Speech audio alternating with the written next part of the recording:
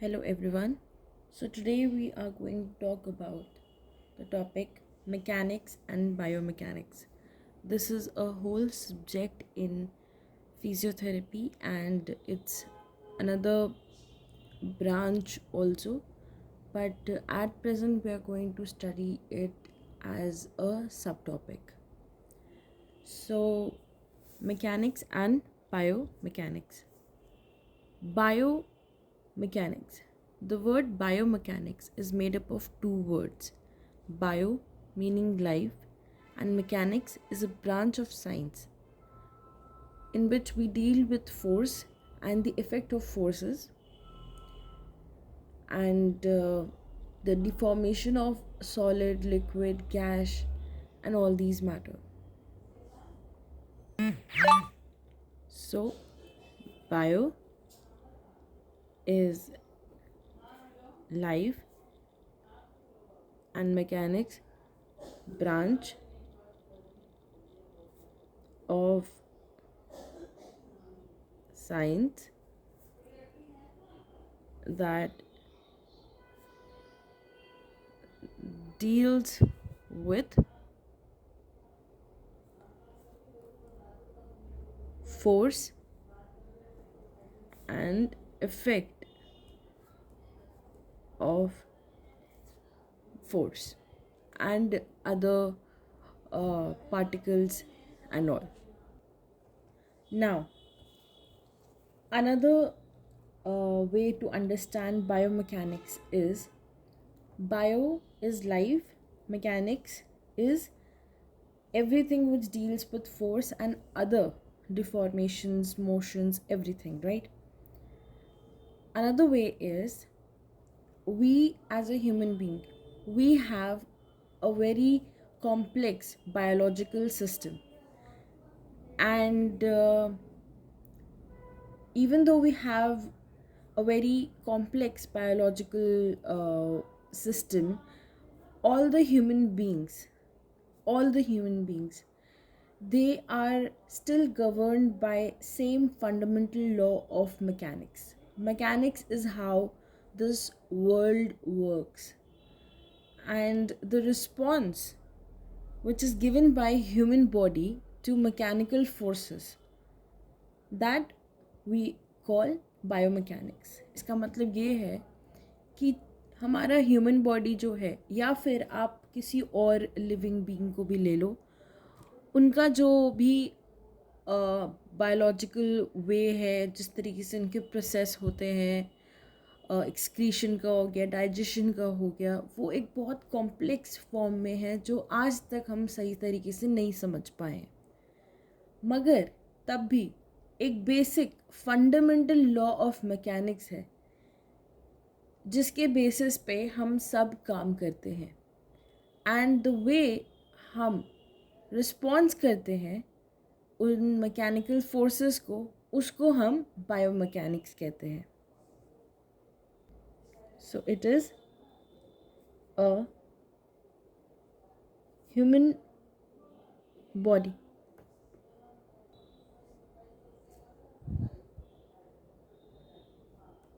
अ complex biological system.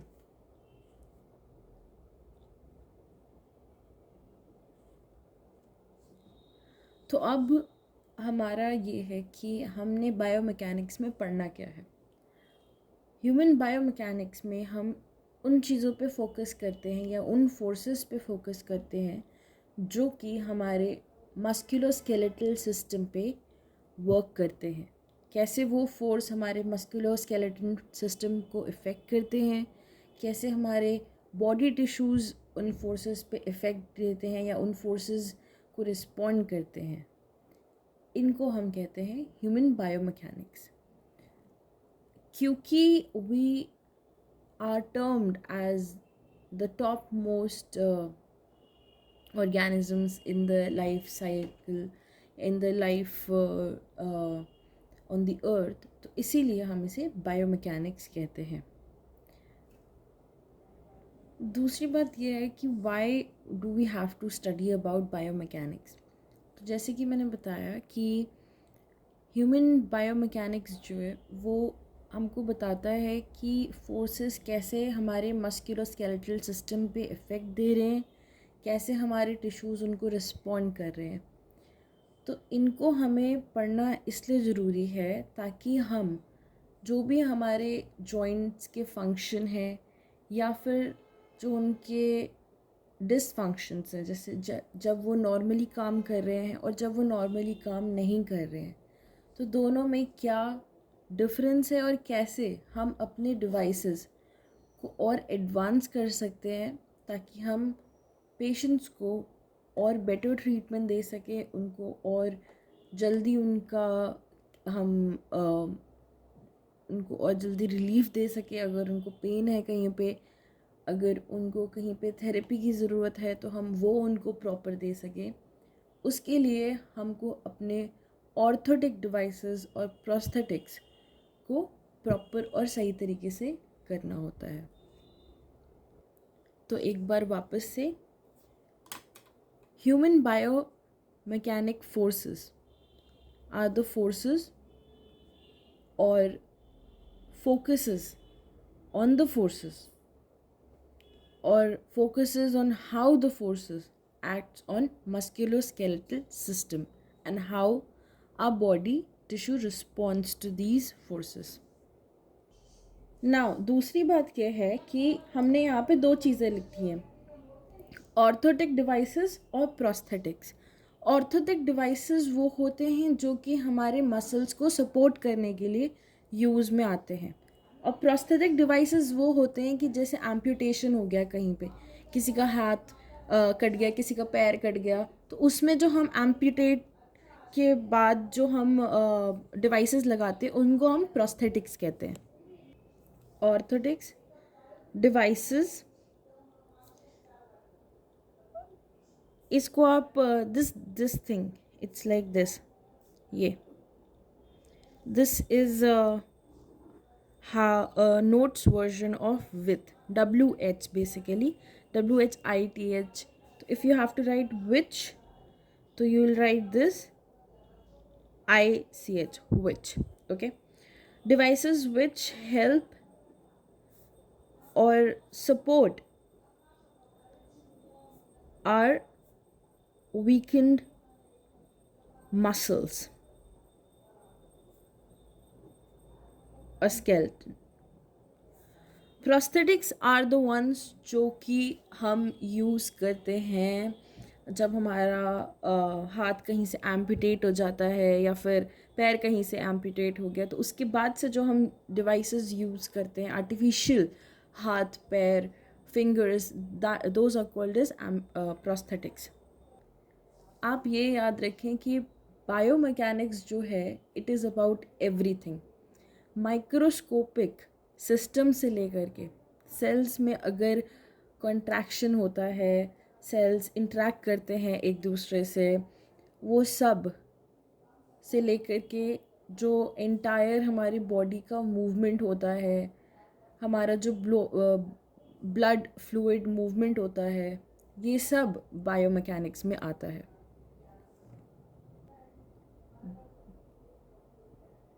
Biomechanics जो है वो एक बेसिकली इंटरडिसिप्लिनरी फील्ड है, जो कि बेसिकली हमारा जो भी हमारे बायोलॉजिकल प्रिंसिपल्स हैं, to as how a individual moves, how an individual works, और जो एनवायरमेंटल फैक्टर्स है उसके साथ जो वो इंटरफेस करते हैं, उसके साथ जो उसका इंटरेक्शन होता है, उसको जो हमें बताता है, हमें ईज़िली उसको ग्रास्प करने में, समझने में जो हेल्प करता है, वो है बायोमैकेनिक्स।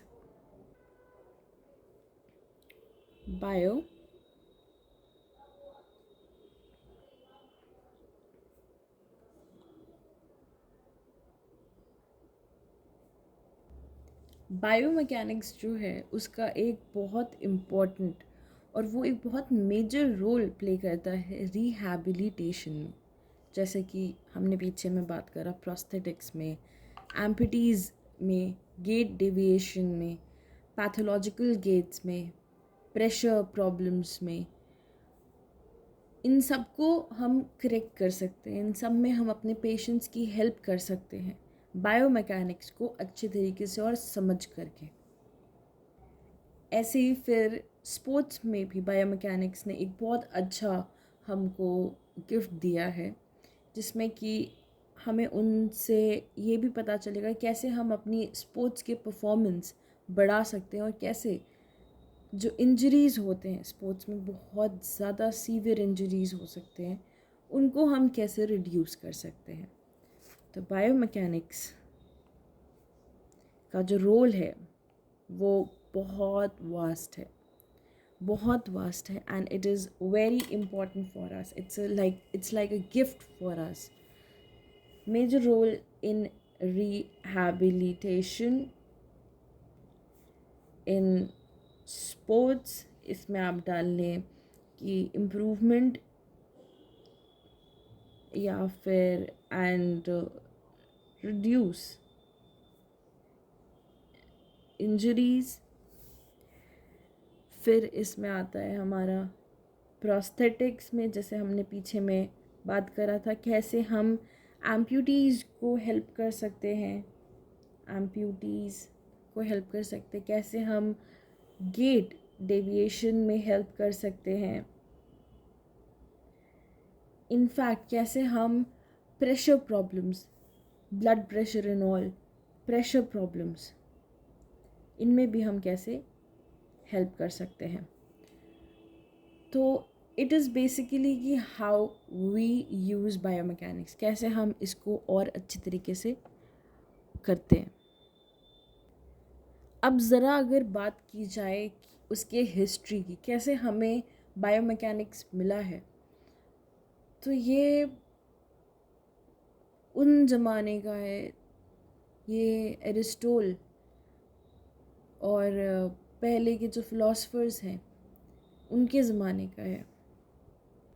हम ये जो भी पढ़ाई कर रहे हैं, how are we learning all of this? Yes, obviously improvements are being done, but हमारे जो जिन्हें हम कहते हैं पूर्वज, हमारे जो एंसेस्टर्स थे, उनमें कुछ इतने प्रोफाउंड लोग आए जिन्होंने एक बहुत ही सॉलिड, बहुत स्ट्रॉन्ग बेस हमारे लिए तैयार करके रखा, and we are just building on them.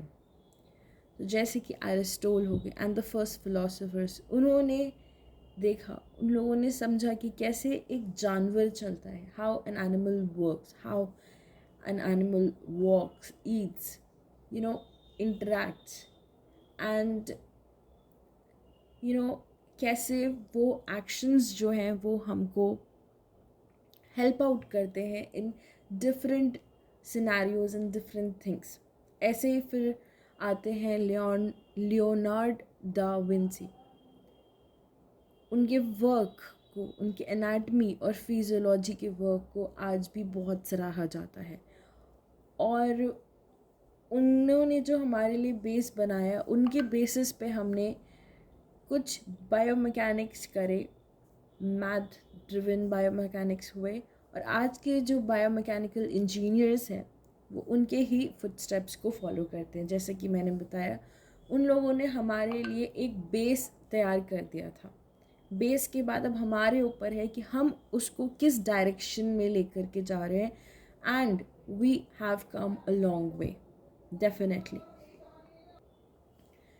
ऐसे ही बहुत सारे हमारे बहुत प्रोफाउंड हमारे जो पूर्वज थे वो आए, उन्होंने हमारे लिए बेस बनाया। और बायोमैकेनिक्स जो है उसका बेसिक आइडिया कि हाँ कुछ ऐसा है, इस बेसिस पे हम काम कर सकते हैं, वो 1500s में ज़्यादा आया, उभरा जिसे हम कहते हैं, डेस्कार्टिस के राइटिंग्स के बेसिस पे। और भी बहुत थे जिनके नाम हम आज में नहीं जानते, जिन्होंने बहुत इम्पॉर्टेंट काम किया होगा फॉर डेफिनेट श्योर। आज का जो हमारा मॉडर्न बायोमैकेनिक्स है वो एक बहुत एडवांस्ड स्टेज पे है, and we have a long way to go, definitely a long way to go. तो अगर हमको एक छोटा सा लिखना हो, वैसे तो ये एग्ज़ाम्स के पॉइंट ऑफ व्यू से नहीं आएगा, but yes it can come in MCQs and all, and उससे भी ज़्यादा we should know what exactly we are studying and who are behind them, right. जैसे आइंस्टाइन को सब गालियाँ देते हैं ना, उसी तरीके से इनको गालियाँ नहीं देना, because they have actually helped us a lot, and to be very sure Einstein has helped us a lot. हम कहते हैं ना कि यार हम तो तुम्हारे कर्जदान हैं, तो सेम वे हम कर्जदान हैं उनके, कि he has build so much for us. So अगर हम यहाँ लिखते हैं हिस्ट्री ऑफ बायोमैकेनिक्स, तो उसमें आप ऐसे करके लिख लो कि आप नाम लिख लो, कि उससे आपको you will be able to grasp some of it, and if you want you can also write video को बैक करके कि जो मैंने पॉइंट्स आपको लिखवाए थे। तो इसमें पहले नाम आता है एरिस्टोटल का, फिर नाम आता है हमारा लियोनार्ड डा विंसी, जिनका हम एनाटॉमिकल और फिजियोलॉजिकल वर्क को बहुत ज़्यादा सराहते हैं। फिर हम बात करते हैं डेस्कार्टिस, राइटिंग्स ऑफ डेस्कार्टिस, और इसके बाद आपको कुछ और डालने की ज़रूरत नहीं है, but yes you can put and many others. Definitely there are many more others जिन्होंने बहुत काम किया होगा, जिनके बेसिस पे हम आज यहाँ पे खड़े हैं। घर बनता है ना, जब बनता है तब में जो एक ऐसा जगह होता है जहाँ पे आपने फ्लोरिंग जैसे होता है, जब सरिया पड़ जाता है उसके बाद से फिर छत जब बननी होती है, या उसमें जो है कंकड़ पड़ते हैं ज़्यादा उसको फिल आउट करने के लिए, तो वो छोटे छोटे कंकड़ होते हैं। ईंटों का हिसाब होता है, कंकड़ों का हिसाब नहीं होता है। मगर अगर वो कंकड़ नहीं होंगे तो फिर वो जो प्रॉपर एक छत बन रहा है, जो प्रॉपर एक हर जगह का नहीं होता है, बट यस छोटे छोटे जगह में आप कभी कभी फिल कर देते हैं उसे, तो वही हर एस्पेक्ट में आता है, हर एक फील्ड में आता है। नाम उनका हो जाता है जो बहुत फेमस हो गए, जिन्होंने बहुत स्ट्रॉन्ग कुछ काम के लिए, बट उनके पीछे भी बहुत सारे लोग होते हैं। We all know this, right. दूसरी चीज़ ये आती है कि आज का जो हमारा मॉडर्न टेक्नोलॉजी है वो हमको और ज़्यादा एडवांसमेंट दे सकता है, हमको और आगे तक लेके जा सकता है, और उन मेजर्स तक लेके जा सकता है जहाँ तक आज तक हम लोग पहुँचे नहीं हैं। आज सपोज डेट है आपका 12 तारीख है, आई गेस मैं आज ये जो वीडियो बना रही हूँ, 12 अक्टूबर 2022 पहली बार आया है, राइट। 12 अक्टूबर 2021 में हम कहीं और थे, we were at another level, मगर हम एडवांस हुए और उससे हम आज तो आगे हैं, राइट। तो हम उस बेसिस पे आप इसको ले सकते हैं कि पिछला जो हमारा था उससे हम बहुत आगे आए हैं, बट फॉर श्योर 12 अक्टूबर 2023 में हम आज से भी ज़्यादा एडवांस या बेटर प्लेस में होंगे। तो बेसिकली ये कुछ और पॉइंट्स हैं जो आप नोट डाउन कर लें। मॉडर्न टेक्नोलॉजी, पहला जो मैंने बताया, मॉडर्न टेक्नोलॉजी जो है वो हमें और आगे का दूर का रास्ता दिखाएगा। तो इसको हम लिखेंगे can provide insights and measurements that science has never seen before. Greater understanding, जैसे कि नर्व इम्पल्सेस के ग्रेटर अंडरस्टैंडिंग के लिए EEG आया।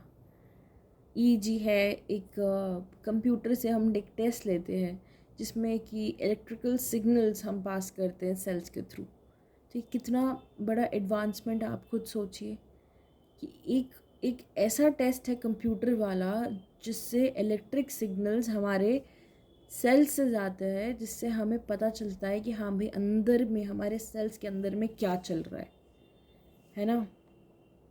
तो हम यहाँ पे लिखेंगे एडवांसमेंट्स जो अब तक हुए हैं एंड उनके यूजेस क्या हैं या कैसे कैसे हुआ है। तो जैसे कि हम यहाँ पे लिख देंगे EEG, it's a test in which a computer monitors the electrical signals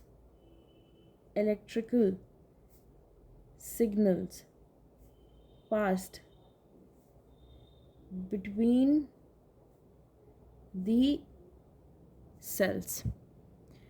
फिर हो गया कैसे माइक्रोबायोलॉजी और केमिस्ट्री में जो एडवांसेस हुए हैं उसमें इंटरनल माइक्रोस्कोपिक स्ट्रक्चर्स, मसल्स के हम माइक्रोस्कोपिक स्ट्रक्चर्स देख सकते हैं। मसल्स माइक्रोस्कोपिक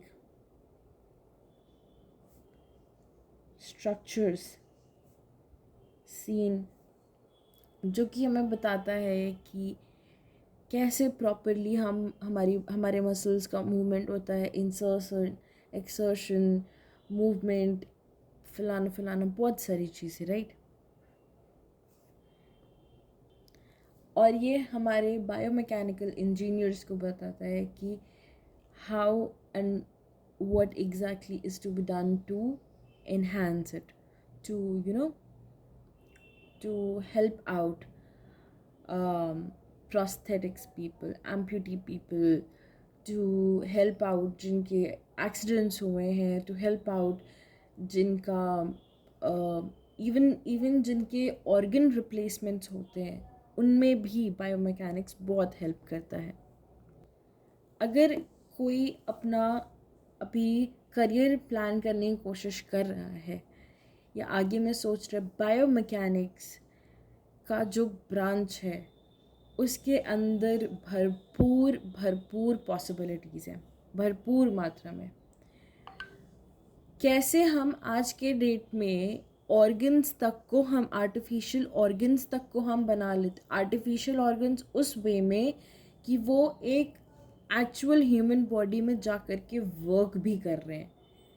कैसे हम एक पुराने बॉडी में एक नया जॉइंट ऐड कर दे रहे हैं, ये क्या है, ये बायोमैकेनिक्स ही है। तो उसके लिए हमको पहले हम जिसमें जुड़ाव कर रहे हैं, हमें पहले उनके बारे में जानना ज़रूरी है। शादी होती है तो लड़का लड़की के बारे में तो जानते ही हैं, साथ में उनके परिवारों के बारे में भी जानते हैं कि हाँ भाई जिनसे हमारा जुड़ना हो रहा है वो लोग कैसे हैं, घर बार कैसा है। चलो पैसे का आप छोड़ दो, क्योंकि आज के डेट में पैसा आप कमा सकते हो, इज़्ज़त और कैरेक्टर कमाना मुश्किल है। तो वो कहाँ है, वो है नहीं है, कैसे है, बिहेवियर कैसा है, आपस में किस तरीके से कैसे रिएक्ट करते हैं, और खुद को भी जानना उस वे में। तो जो लोग चेंज करना चाह रहे हैं, जो लोग अपना करियर आगे में बनाना चाह रहे हैं, please go through biomechanics once, please. और सबसे बड़ी बात है कि इसमें आप जिस तरीके से हेल्प आउट कर रहे हो वो आगे जा कर के आपके पेशेंट्स को, आपको, आपके डॉक्टर्स को किस तरीके से वो खुश कर रहा है। सबसे ज़्यादा पेशेंट्स को।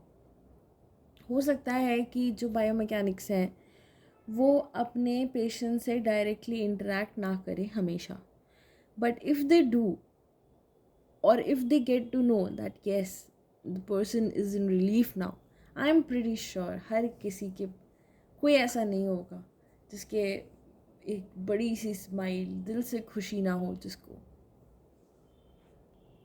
नाउ एक चीज़ जो इसमें हमने देखनी है वो ये है कि बायोमैकेनिक्स किसी भी चीज़ में एक बाहर की चीज़ होती है और एक अंदर की चीज़ होती है, राइट। किसी भी चीज़ में, अब अगर ये पेन है यहाँ पे रखा हुआ, तो ये बाहर का सरफेस है। इसके अंदर में भी कुछ है, इंक कहते हैं जिसे हम। अब ये है नॉर्मल 2-3 रुपए वाला जो पेन आता है। अगर आप कोई महंगा पेन ले लो, फॉर एग्ज़ाम्पल अगर आप ये ले लो, अगर आप ये ले लो, तो इसमें भी ये बाहर में लिखा हुआ है, राइट। ये बाहर में लिखा हुआ है, ये बाहर में है, ये फेबर कास्टल का है, आई थिंक फेबर कास्टल का, यस। अब इसके अंदर जो है, हम इसको खोलते हैं, इसके अंदर ये इंक है, तो उसके अंदर भी कुछ होगा। तो हर एक चीज़ का एक चीज़ एक्सटर्नल होता है, एक चीज़ इंटरनल होता है।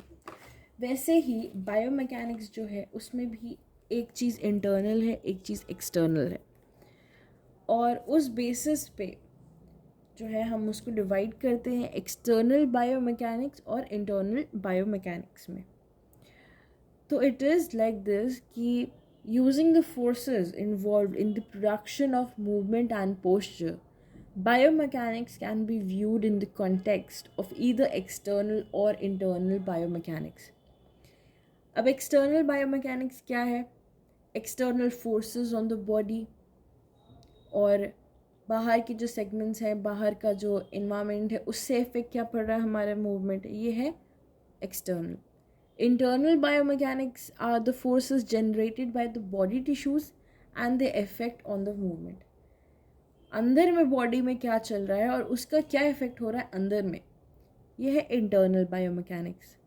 इसमें इंक्लूड हो सकता है muscle forces in the bones, joints, और कैसे मसल ट्रांसमिशन होता है, और सॉरी फोर्स ट्रांसमिशन होता है मसल से स्केलेटन में. तो ये सारी चीज़ें आती हैं. इसको हम रिटन फॉर्म में कैसे लिखेंगे आप ये देखिए. हम बेसिकली इसको यहाँ पे पहले ही लिख लेंगे कि 2 टाइप्स ऑफ बायोमैकेनिक्स.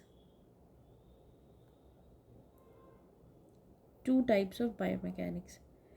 एक होता है एक्सटर्नल और एक होता है इंटरनल. एक्सटर्नल में आ गया कि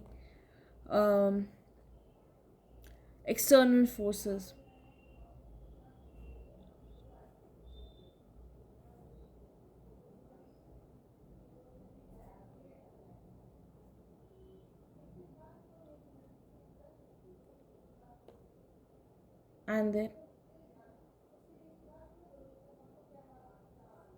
and the effect body movement. दूसरा आता है इंटरनल में आता है forces generated by body tissues और उनके इफेक्ट्स जो मूवमेंट पे आते हैं. Forces by body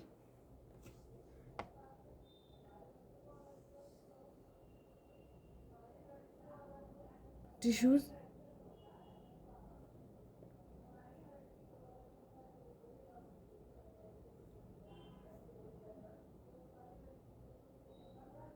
and the movement. ठीक है. अब इसमें आता है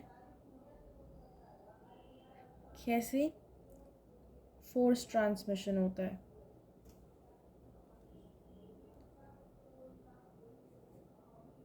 फ्रॉम मसल्स टू स्केलेटन. अब वो तो हो गया कि किस तरीके के होते हैं, एक्सटर्नल इंटरनल टाइप हो गया. अब आता है कि बायोमैकेनिक्स के क्या डोमेन्स हैं. तो they are 2 domains of biomechanics, static and dynamic. Static जो है वो मैकेनिक्स जो कि बॉडी एट रेस्ट या फिर यूनिफॉर्म पोजीशन में हो उनको एनालाइज करता है. और डायनामिक वो होते हैं जब ऑब्जेक्ट मूव कर रहा हो, तो उनमें जो हम वो करते हैं वो होता है डायनेमिक्स में आता है. स्टैटिक हो गया कि हाँ एक पोजीशन पे है. डायनेमिक हो गया, डायनेमिक कहते हैं ना यार ये बहुत डायनेमिक है, बहुत सारी चीज़ें, तो मूव करता रह रहा है, तो उसमें बहुत सारी चीज़ें हो रही हैं, तो वो डायनेमिक हो गया. अब ये डायनेमिक जो है ये आपका काइनेमैटिक्स और काइनेटिक्स, काइनेमैटिक्स और काइनेटिक्स इसमें आएगा। ठीक है, तो हम इसे लिखेंगे कैसे? हम इसे लिखेंगे कि two domains of bio mechanics, two domains of bio mechanics, इसमें आता है स्टैटिक और दूसरा आता है डायनेमिक। ठीक है, स्टैटिक में आता है कि it basically describes mechanisms that analyze the body at rest, mechanisms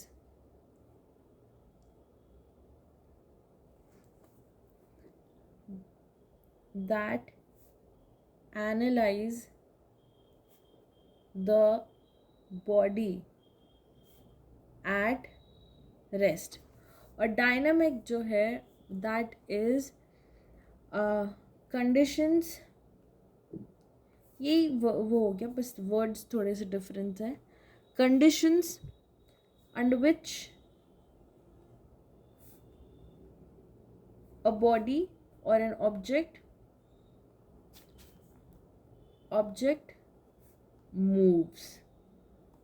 okay, ये जो आता है ये आपका आता है अंडर काइनेटिक्स एंड काइनेमैटिक्स, दोनों अलग अलग चीज़ें आगे में पढ़ेंगे।